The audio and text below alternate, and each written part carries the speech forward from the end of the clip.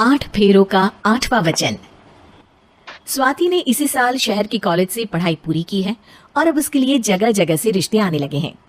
स्वाति से ज्यादा उसके रिश्तेदारों को उसकी शादी की चिंता है, इसीलिए जो भी स्वाति के घर आता वो किसी नए लड़के की खबर जरूर ले आता। अरे दीदी, ये फोटो देख के बताओ कैसा है। राहुल नाम है लड़के का, मेरी सहेली की बहन का बेटा है। अपनी स्वाति के साथ एकदम प्यारी जोड़ी लगेगी इसकी। जरा दिखाना, फोटो तो बढ़िया लग रहा है। कोई गलत आदत वादत तो नहीं है ना इसे? और कमाता कितना है? अरे कोई गलत आदत नहीं है दीदी, आप कहो तो एक मीटिंग करवा देती हूँ, फिर सब कुछ फाइनल कर लेना। हाँ हाँ, ये सही कह रही हो तुम। संडे को स्वाति के पापा भी घर पे ही रहेंगे। बुआ फिर वहां से चली जाती है और रात को स्वाति की माँ उससे कहती है, स्वाति बेटा, आज कमला बुआ ने एक लड़के की फोटो दिखाई है। संडे को वो लोग मिलने आ रहे हैं, तैयार हो ना तुम बेटा। अरे मम्मी, आप कहाँ कमला बुआ के चक्कर में आ जाती हो? अभी इतनी जल्दी कोई शादी वादी नहीं करनी है मुझे। अरे बेटा, अच्छा लड़का है, बुआ जानती है उसे अच्छे से। हाँ स्वाति बेटा, एक बार मिल तो लो, बाद में देखेंगे आगे क्या करना है। वैसे तो कमला रिश्ता लाई है तो मना करने का तो कोई सवाल ही नहीं उठता।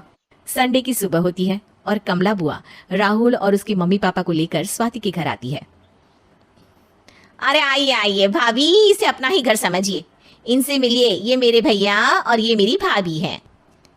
नमस्ते भाभी जी, ये है हमारा लड़का राहुल, सरकारी नौकरी की तैयारी कर रहा है ये। वैसे आपकी बेटी कहाँ है? अरे स्वाति बेटा, बाहर आ जाओ। वैसे कितनी पढ़ाई की है स्वाति ने? जी, पोस्ट ग्रेजुएट है हमारी बेटी साइंस में। ये सब तो ठीक है, पर घर संभालना जानती है या नहीं? हमें कौन सी इससे नौकरी करवानी है, नौकरी तो मेरा बेटा करेगा ही। पर मैंने इतनी पढ़ाई की है और आप चाहती हैं कि मैं घर पर ही बैठी रहूं? अरे स्वाति बेटा, ये बड़ों की बात में तुम कहाँ बोल पड़ी?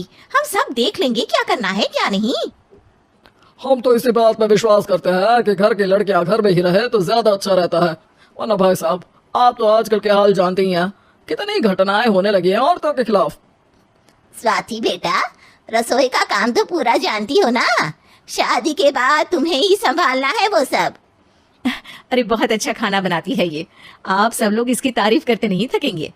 लो भाई, हो गई मीटिंग, अब शादी की तारीख फाइनल कर लेते हैं, क्यों भैया? भाई, हम तो पंडित जी से चर्चा करने के बाद ही तारीख फाइनल करेंगे। सालों से हम उनकी बातें मानते हुए आ रहे हैं। लड़के वाले और कमला बुआ की बातें सुनकर स्वाति एकदम नाराज हो जाती है और उसे लगने लगता है कि शादी के बाद उसे घर पर ही बैठना पड़ेगा। लेकिन घर वालों के आगे उसकी एक नहीं चलती और उसे शादी के लिए हाँ कहना पड़ता है। शादी का दिन आ जाता है और सब मंडप में जमा होते हैं। अब फेरों का समय हो गया है, अब कन्या अपने वर से 7 वचन मांगेगी। आप किसी धार्मिक आयोजन में जाएं तो मुझे भी ले जाएंगे। आप मेरे माता पिता का भी बराबरी से सम्मान करेंगे, हमेशा मेरा साथ निभाएंगे। आपको दोनों परिवार की जिम्मेदारियां बखूबी निभानी होगी। हर जरूरी बात में मेरी भी राय लेंगे। आप सभी गलत आदतों से दूर रहेंगे। आप मेरे अलावा किसी और औरत से कोई गलत संबंध नहीं बांधेंगे। ये 7 वचन पूरे हुए, वर क्या तुम्हें ये सारे वचन मंजूर है? जी हाँ पंडित जी, मैं सारे वचन अच्छी तरीके से निभाऊंगा। अरे वाह वाह, बढ़िया तरीके से सब काम संपन्न हो गया। तो इसी के साथ विवाह संपन्न हुआ और आज से ये दोनों पति पत्नी हुए। 1 मिनट पंडित जी, अभी एक वचन लेना बाकी है। अब कौन सा वचन है बेटा? मैं अब हमेशा के लिए किसी दूसरे घर में जाने वाली हूँ, तो पति के अलावा मैं अपने सास ससुर से भी एक वचन लेना चाहूंगी। अब कहो बेटी। मैं ये चाहती हूँ कि मुझ पर किसी बात की कोई पाबंदी नहीं लगाई जाएगी। मुझे सब कुछ करने की आजादी होगी और मैं भी विश्वास दिलाती हूँ कि मैं एक अच्छी बहू बन के दिखाऊंगी। स्वाति की बात सुनकर उसके सास ससुर एकदम चौंक जाते हैं और कुछ बोल नहीं पाते कि उतने में कमला बुआ बोल पड़ती है। अरे बेटा, ये भी कोई कहने की बात है? रानी बन के रहोगी तुम तो। वचन देने से पहले सोच लीजिए, क्योंकि शास्त्रों में वचन ना निभाने वालों के लिए नरक से भी बदतर सजा लिखी है। स्वाति की चालाकी से वहां मौजूद सब लोग प्रभावित हो जाते हैं और लोगों में बदनामी ना हो जाए, इस कारण स्वाति के सास ससुर को उसे वचन देना पड़ता है। और कैसी अपशकुन वाली बातें कर रहे हैं आप पंडित जी? हमें मंजूर है बेटा तुम्हारी शर्त। स्वाति अपनी समझदारी से अपनी बात अपने ससुराल वालों से मनवा लेती है और खुशी खुशी राहुल से शादी कर लेती है।